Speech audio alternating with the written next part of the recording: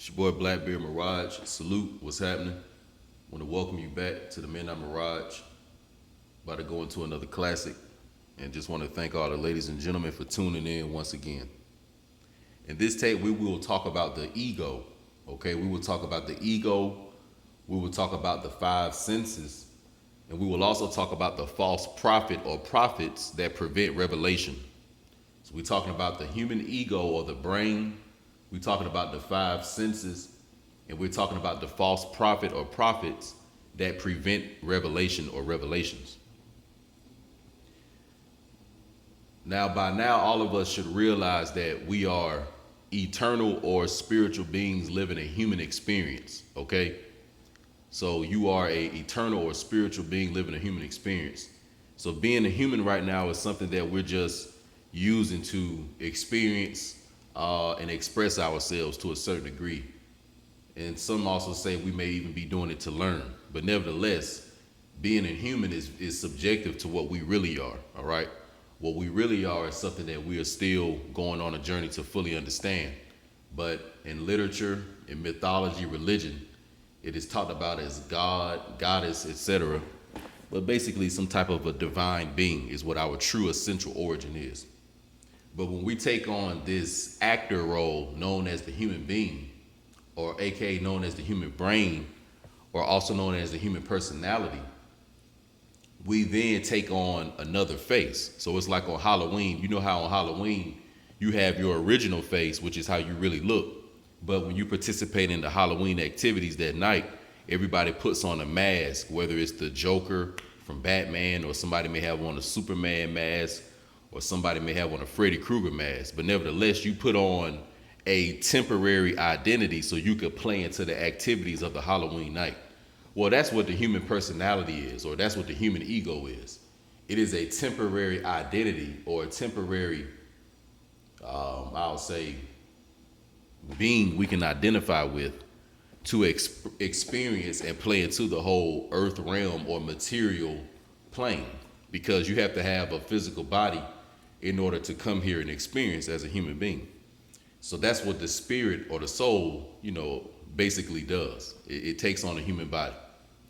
But what causes confusion is when that soul or that spiritual being starts to identify with the human body and the human physical experience a little too much. And when it starts to confuse its spiritual self from its assumed physical self, okay?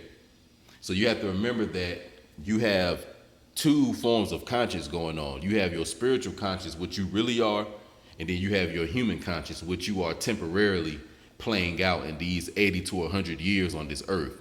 So if you are a man named Tom, if you are a woman named Sally, if you are a woman named Jackie, this is just a temporary human role that you're playing. But spiritually, you're something else.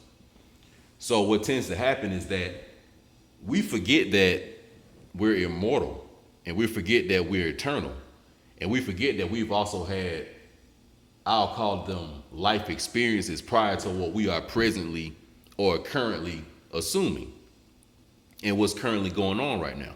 Okay, so let's take Blackbeard, for example. In this lifetime and in this incarnation, you all may know me as Blackbeard, but the spirit and the soul of whatever I really am has always been around. And I have been in other life forms and in other lifetimes as other egos and other personalities. And we all have.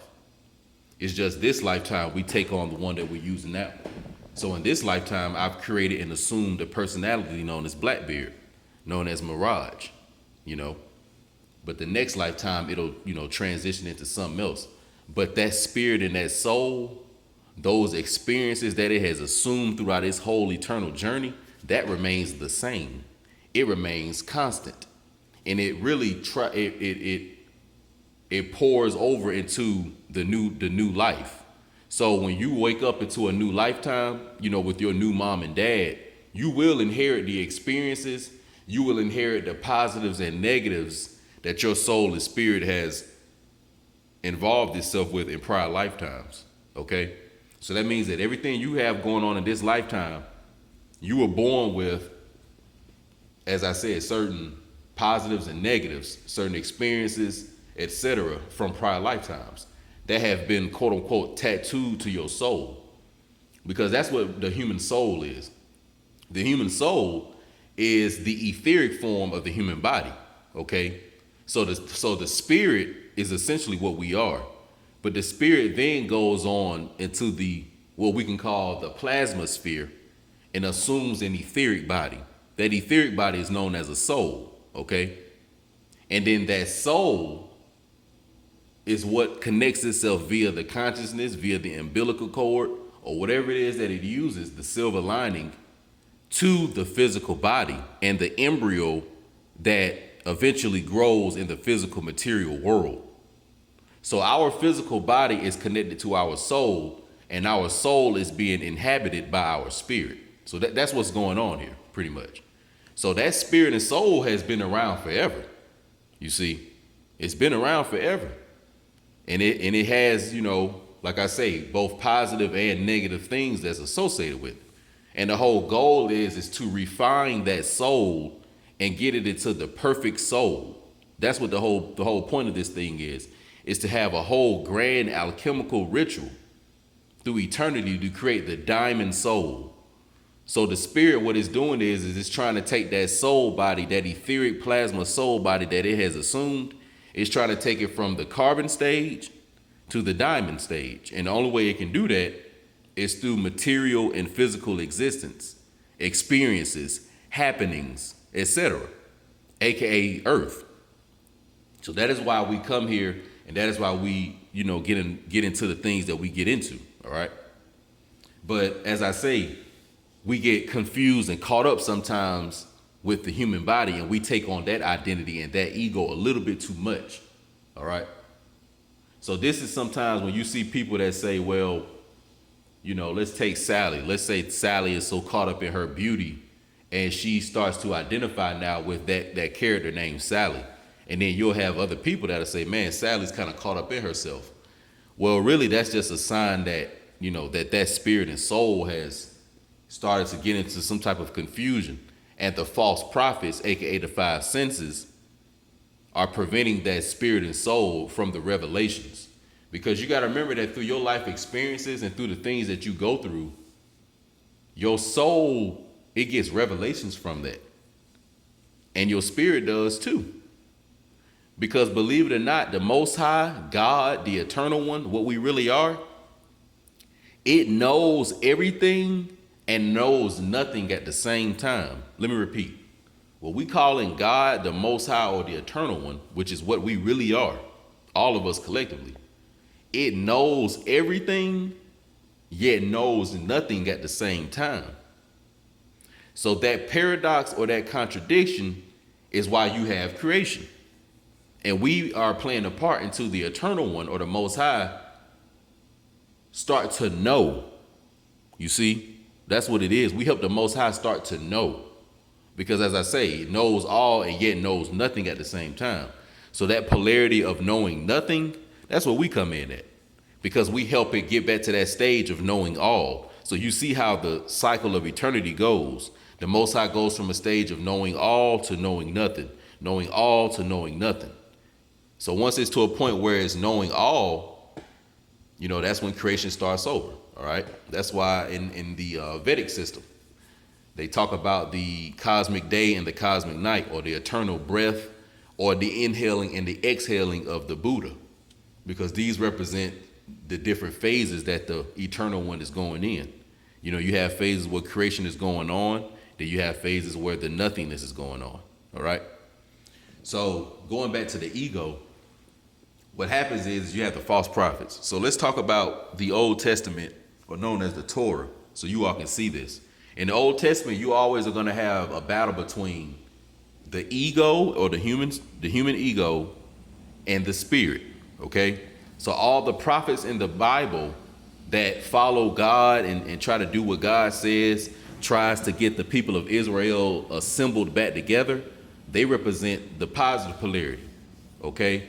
But then you have all the dark priesthoods, and also you have the egotistical, tyrannical rulers of the earth. Remember, the earth, the ego assuming and identifying with the physical and the material too much.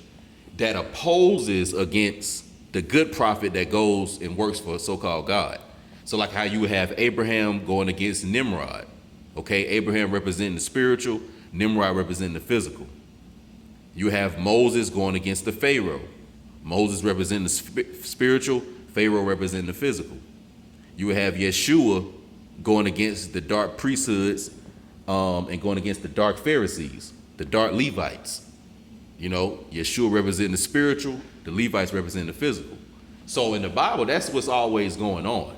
You know, that's what's going on. Even in the wars and the fighting, when you had, let's say, David versus Goliath. If you go and look more into Goliath, you read more into the customs of his people, how they lived, how they thought, you will quickly see that they were more assumed or more identified with the physical and the material. Then you may have David, where it's completely spiritual. Let's take Jacob and Esau. Jacob was more priestly-like. He really wanted the inheritance because he wanted to assume the right of being able to be the priest, because that was given to, you know what I'm saying, the elder son. But his brother Esau was very, very material, very, very carnal, you know, very, very animal-like, you know what I'm saying, assumed the identity of nature and identify him with the physical earth, you know what I'm saying, not even realize he had a spiritual origin and not want to really bring the two together. So that's that difference. So whenever you, and also too, those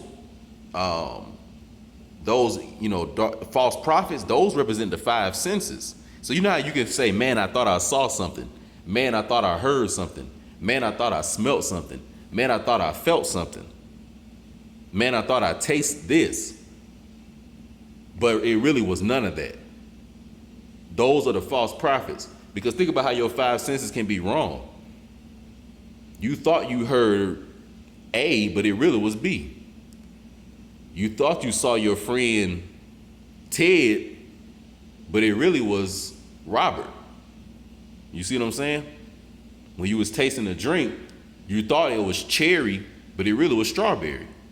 So your five senses can lead you to doing things you shouldn't do. I'll give you another one. Let's talk to you brothers real quick about women. Sometimes we feel like we want to do things for a sexual release. Then you have the times where you may do things, I'm not going to say it's not for a sexual release, but the association with the woman is a little more involved, and there is a little more of a connection beyond, let's say, just a material one. That is another example of you identifying with the spiritual versus the physical. So that means if you always are in certain situations and you find yourself just having to, you know, sleep with the woman just because you got to physically get the nut off, then you represent you represent Esau, basically. You represent somebody that's identifying with the physical. You know, you represent one of those egotistical Levitical priests, one of the dark sons of Levi. You know what I'm saying? In the book of, you know, in dealing with Samuel and shit. And that's what that is, you know. But let's say if you are a guy and, you know, you like the woman, you still want the sexual involvement. But let's say you want to, you know, wait until you find a woman you like that's a little more, I don't know, I guess give you a little more of a fulfilling, you know, a fulfillment in the whole situation. You know, let's say even after the sexual experience, you like being around a woman, talking to her, you know what I'm saying? Even if it ain't no sex going on, you still fuck with her, you know what I'm saying? That's more on the other end, you know, you more on dealing with some shit like Ezekiel or Daniel or one of those prophets that was working for so-called God.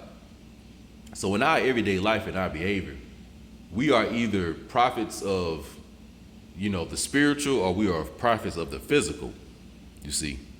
And you'll know which one you are, you know, you'll know which one you are. So what we're going to do right now is read into a book called The Astral Body by A.E. Powell. It's called The Astral Body by Arthur E. Powell. The Astral Body by Arthur E. Powell came out in 1927. Now this was gonna happen. If y'all see somebody in the comment section put what's the name of that book you reading, somebody please roast the shit out of them. Because please believe I'm gonna do it. So we're gonna read right now about rebirth. Or rebirth is basically when the spirit and the soul has decided it wants to go back into the material world to experience something new and learn something new and achieve something new. All right. So we're going to read a little bit about this, and then we're going to see what's going down with it. After the causes that carry the ego into Devachan are exhausted, the experiences gathered having been wholly assimilated, the ego begins to feel again the thirst for sentient material life that can be gratified only on the physical plane. That thirst is known by the Hindus as Trishna. It may be considered first as a desire to express himself, and second, as a desire to receive those impressions from without which alone enable him to feel himself alive. For this is the law of evolution. Trishna appears to operate through kama, which for the individual, as for the cosmos, is the primary cause of reincarnation. So let's go through this, first part real quick before we go on. So first it says, after the causes that carry the ego into Devachan are exhausted, the experiences gathered having been wholly assimilated, the ego begins to feel again the thirst for sentient material life that can be gratified only on the physical plane. So as I said, you go through these different lifetimes, and after certain physical lifetimes, when you go back to what I like to call the waiting room, which is like that all white, when you see in a lot of these movies, when people are about to so-called die, when they say they're going back to heaven and all this other stuff, and sometimes things will be all black or all white. That's like a form of like the waiting room, which is really that intermediary between another lifetime. But during that point, you really are going through your own Akashic records, your own genetic records consciously. And you are reviewing your experiences. And you're really looking at what worked, what didn't work, probably what you could have done better, and things of that nature. So it's almost like if you play a game and you failed the mission, but you get to redo it. At this time, you're going to do it better because you've done it before, and you know where, I guess, to make the better choices, because you saw in the past where you had a weakness. Because that's what the whole human ego is it collects weaknesses throughout these lifetimes, and if you don't refine them through a particular lifetime, then it'll carry over into the next one, as we'll see in a minute. But what it is you're trying to refine all these weaknesses out so you can turn that soul into what's known as the diamond soul, to where when you can be inside of a physical vessel or a sentient material vessel, but you just use the brain, you use the five senses strictly for spiritual experiences. You don't identify and get too caught up with it to where you let it think that it's running the show, basically. Okay? That's what that would be. So that would be almost like, let's say, so-called Yeshua, a physical person who was using his life for spiritual means. Because that's really what we all are doing. You can still live a physical life, but you're supposed to be doing spiritual work. That's the point. You're not supposed to be living a physical life doing physical work. That don't make no sense. Because you're not going to achieve nothing doing that. That's not evolution. If you live in a physical life doing physical work to a physical end, that's not evolution. But if you're in a physical life, but you live in, but you're doing spiritual, let's say, objectives. And when we say spiritual, let's just say something that's beyond yourself. Let's say something that's a little more eternal and a little more lasting, let's say. Something a little more objective. Maybe it includes you and, let's say, other things that you probably can't understand. Because we don't understand this God or this Most High thing like we say. Let's just keep it real. So you feel me? So that's what that is. All right. Then it goes on to say that at first it's a desire to express itself, and second, as a desire to receive those impressions from without which alone enable him to feel himself alive. So that means that we come here to express ourselves or our individual soul through an ego, and we also come here to receive the impressions of other egos and other life forms, basically, and other sentient beings in this earth plane. So really, we come here to interact with nature. We come here to interact with other human beings. You know, we come here to interact with the animals and basically anything that's quote unquote alive in the whole earth plane. You really just come here to interact with it pretty much.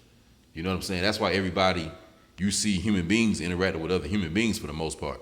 Even people that tend to stay to themselves and that may be introvert, even they still deal with other human beings because that's the part of the whole reason why you're here. But what happens too is that certain egos, they start to get a little inflamed and they start to feel themselves too much and they start to listen to the false prophets a little bit too much.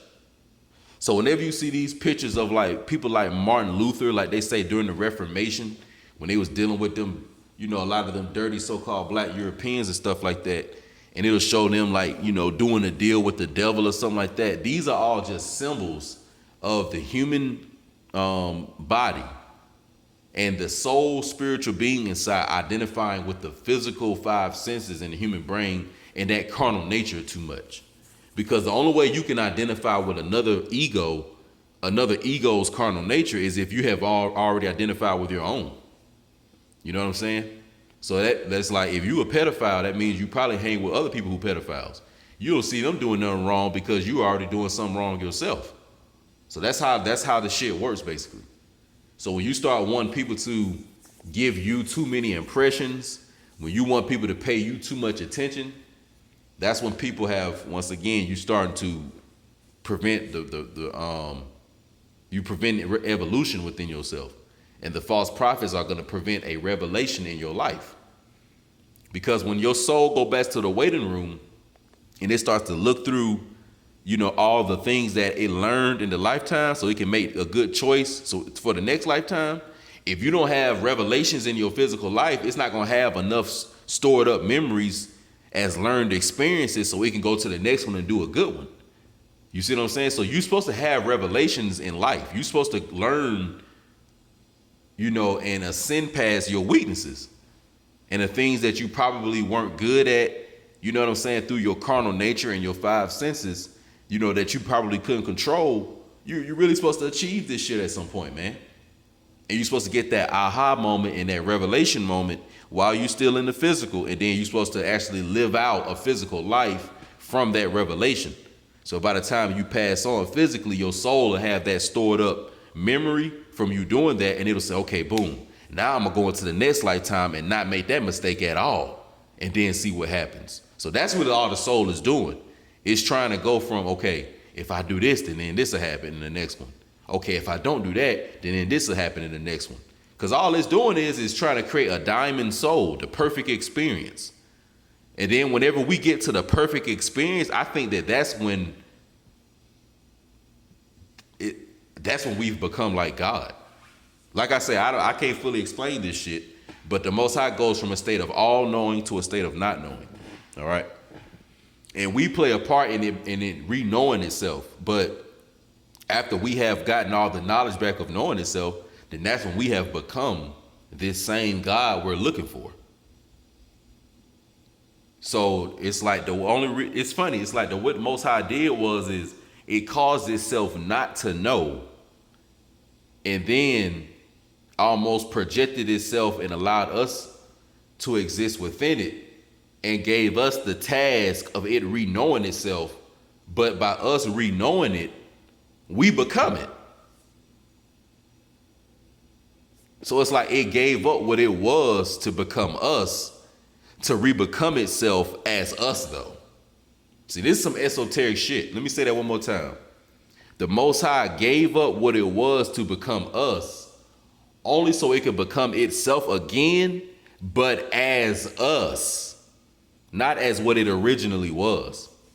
Only the occult and the esoteric minded person will understand that. So let's move on.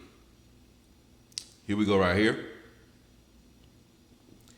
During the Devashanic rest, the ego has been free from all pain and sorrow, but the evil he did in his past life has been in a state, not of death, but of suspended animation. The seeds of past evil tendencies commence to germinate as soon as the new personality begins to form itself for the new incarnation. The ego has to take up the burden of the past, the germs or seeds coming over as the harvest of the past life, called by the Buddhists skandhas. Excuse me. Now let's go through this. Now it says during the Devashanic rest, or as I say, the waiting room, that all white or all blackness, that the ego has been free, or it's basically saying the soul that has projected itself through the ego, has been free from all pain and sorrow, but the evil he did in past lifetimes is in a state of suspended animation. So what happens is that when you physically expire, or what they say, quote unquote, die, all the evil deeds that you did, all the bad habits that you stored up through your five senses, all the perverted ways that you probably created in your psychology and behavior, all the what I'll say, the ways you identify with those certain behaviors you was doing in your previous lifetime that may have been carnal. This stuff is still stored with you. So basically it goes on pause because it was never a revelation from it. There was never an aha moment. There was never a moment of, wow, being a pedophile is wrong, and this is something that I don't need to do, X, Y, and Z. You see what I'm saying? There was that moment never came. So you just die. So let's take that example. So let's say the person in this lifetime, 2019, let's say it's a person out there that's a grown up, and this person literally is a pedophile, a male or a woman, a male or a female. All right. This person is a pedophile in this lifetime. They may have started this behavior when they were young, or they may have started it when they were older. But subconsciously, believe it or not, when that person was young, those tendencies, the potential for those attributes were already somewhat associated with their quote unquote ego, or what their soul had experienced in previous lifetimes. Because you got to think, the soul, all it knows is cause and effect. It doesn't necessarily look at things as good and evil. So let's take an act of pedophilia. All it's going to do is look at the effect of the body it assumed doing that act. And it's going to see that the effect of doing that is not good. The effect of that makes the person that you're doing it to, which is that child, not feel good. The effect also is that subconsciously the person that's doing it, although that consciously they think they making themselves feel good, subconsciously they know that they're doing something wrong too, so they don't really feel good subconsciously. So the person that's doing it and the person they're doing it to, they don't get a good result in you committing this act known as pedophilia. So just by that cause and effect science right there, the soul is going to know this is not something that I'm supposed to be doing. And it's going to refrain and stay away from that type of activity. But it has to come to a revelation and an aha moment while it is in the physical body that is actually doing that stuff. But if that physical body dies without no revelations, if that physical body dies without achieving ascension past that carnal nature and paying the debt, or at least getting ready to pay the debt in the next lifetime. But if there's no revelation to where the behavior stops, and that person realizes what they have done, then the only thing that's going to happen is you will go into the next lifetime, and I guarantee it, man, in your subconscious mind, I don't know how this stuff be in there, but it's like something about these tendencies. The shit still is there. And it's for both positive and negative things that you do. So it may be things that you also are good at. You know what I'm saying? If you're good at literature, or you're good at words and communication or something like that, we could take that attribute. Then this is something that was also, tattooed to your soul, and that tendency, and it was sticking with you. And obviously your soul learned that, okay, this is something that is positive, it yields good results, and it allows me actually to experience the things I actually come into the body to experience, because I can communicate with the different sentient beings on the earth plane. So it's gonna keep that attribute of being a good communicator. So each lifetime you're gonna always see, damn, I'm always able to communicate some type of way. No matter what sign of the zodiac you're born under, you've already achieved that pretty much. So we have to be able to get over these things that we do that are not official while we are in the land of the living. You know what I'm saying? All right. So let's read over this one more time. It says that during the Devashanic rest, the soul has been free from all pain and sorrow, but the evil he did in his past life has been in a state not of death, but of suspended animation. The seeds of past evil tendencies commence to germinate as soon as the new personality begins to form itself for the new incarnation. The ego has to take up the burden of the past, the germs or seeds coming over as the harvest of the past life. So as I say, so your ego in the new lifetime, its challenge is to filter out and get rid of all the negative associations, all the bad, evil, non-constructive tendencies that it acquired in the previous lifetime. That is right. So in the previous lifetime, if the ego was into, let's say, thieving, carnal lust, you know what I'm saying? Bearing false witness, whatever the case may have been, in this new lifetime, that's what you're going to see it challenged with. So now let me ask you this. What are you being challenged with in your current lifetime? You see? What are you being challenged with? What do you see keep popping up over and over? What kind of tests do you see keep popping up over and over? What do you have that you consider as a so-called weakness? What's your so-called Achilles heel? You see? What is your so-called Achilles heel? What kind of thoughts do you have that you wonder, why do I have these type of thoughts? What kind of thoughts do you have that you feel like you're embarrassed if somebody knew you had these types of thoughts? Whatever that stuff is that I'm just asked you, these are the things, these so-called evil tendencies that may have come over from previous lifetimes. All right. Now let's go into this. Let's see.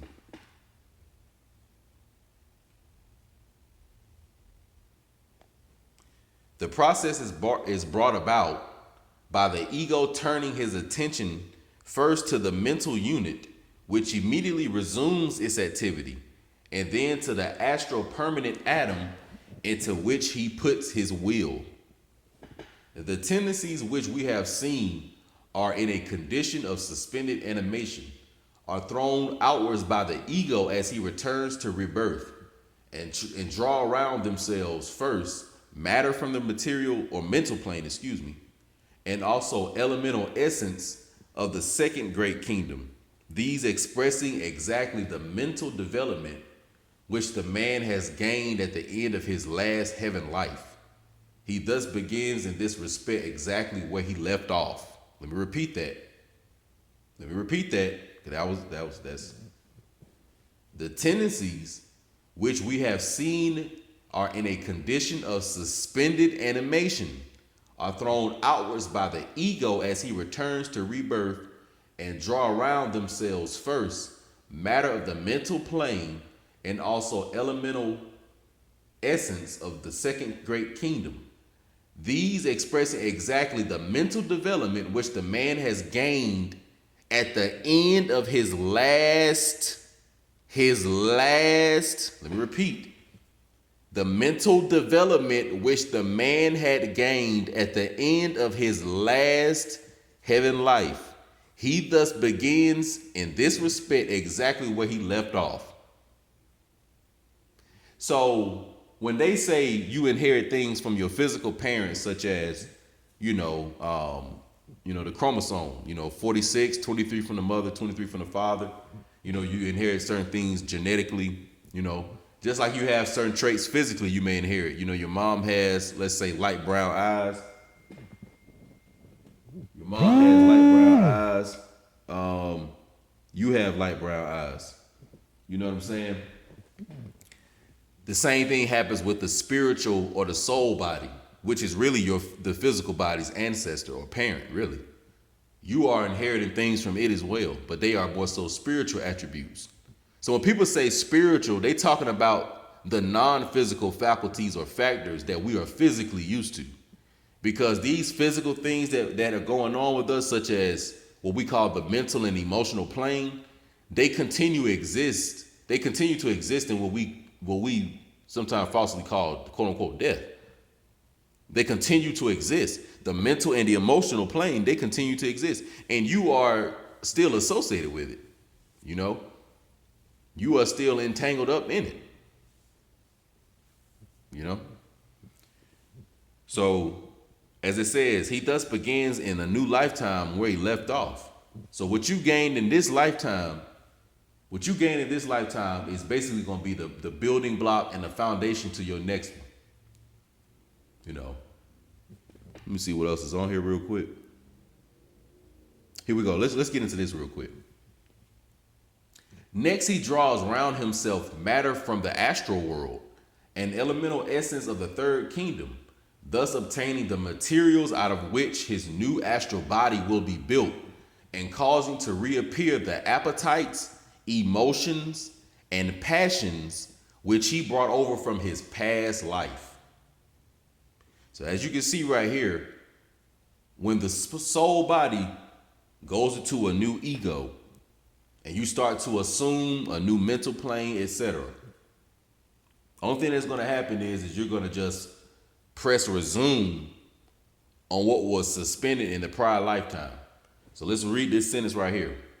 It says, next he draws around himself matter, or basically sentient material, sentient physical material that you could use to express and realize, to get revelations. The soul will round himself matter from the astral world. And then it says the astral body will be built and causing to reappear the appetites, emotions, and passions which he brought over from past lifetimes.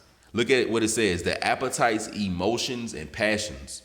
So your five senses, really these are just expressions of what we call the appetite and the emotion and passion. So our appetites, emotions, and passions, they come over from prior lifetimes, okay? Things you're into now, you were into in prior lifetimes. Certain emotional patterns, certain, let's say, emotional insecurities, let's say certain emotional securities, certain positive habits, certain good appetites or negative appetites you have, certain carnal lust, or certain love consciousness, and certain understandings of male-female relationships. All these things are going to be inherited in the current present lifetime. That's right, ladies and gentlemen. That's right. So what's going on is that we really are just evolving into something that we once were. For indigenous people, you know what I'm saying?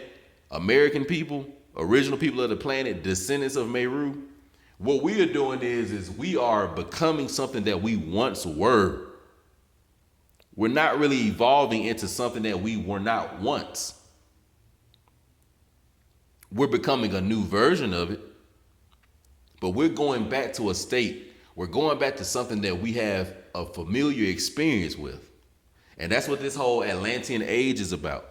That's what this whole neoclassical American age is about. You see? So a lot of people, they talk about a lot of this, I'm indigenous stuff, and you may know a lot of historical facts, but where are you individually? Because this is a divine national movement. So where is your esoteric science with this? Where is your alchemy with this? You see what I'm saying? How are you going to, help people understand that we have to physically evolve ourselves while we are in the living? Do you understand the difference between your real self and your assumed self? So you may know about the pyramids and the mounds and stuff like that, but you don't understand the concept of what the pyramid is. The pyramid represents the eternal soul. The pyramid represents how the foundations and the building blocks of one lifetime pass on to the next one. Do you think that these people who are building pyramids, some of them that started the pyramid, do you think that they lived to actually see the full pyramid built? Or do you think that some of these people worked on the pyramid, built certain foundations, then they died? And then in the next lifetime, they picked up, or at least their descendants picked up in the new generation. And then they worked on it. And then it's a continuous eternal journey of the new lifetime or the new ego or the new physical body inherited and continue to do its construction on the pyramid or building Solomon's temple. Because Solomon's temple and the pyramid is the same thing. It's building the diamond soul. So that's what it is. We are building a new pyramid as American people. And I honestly believe that when we get our minds back together, there will be massive pyramids built in North America. That's right. There will be massive pyramids built in North America. Just like you have them in Central America and down in South America, you're going to have massive pyramids built in North America. So like how we built the mounds in the old world, in the new world of 2020, we're going to build massive granite pyramids, stone, pyramids, or probably certain materials that I don't even know about yet. But the new pyramid will be constructed. But the only way you brothers are going to do that is if we have to clean the soul. You have to clean your heart off of certain karma. And you just got to get past certain bullshit and let it go. We got to clear out our appetite, get good appetites. We have to identify ourselves with good emotions, let those emotions get good experiences, store that up. And we have to also, watch our lust and carnal nature. And when we're dealing with the woman, we all in different phases of our lives as men, but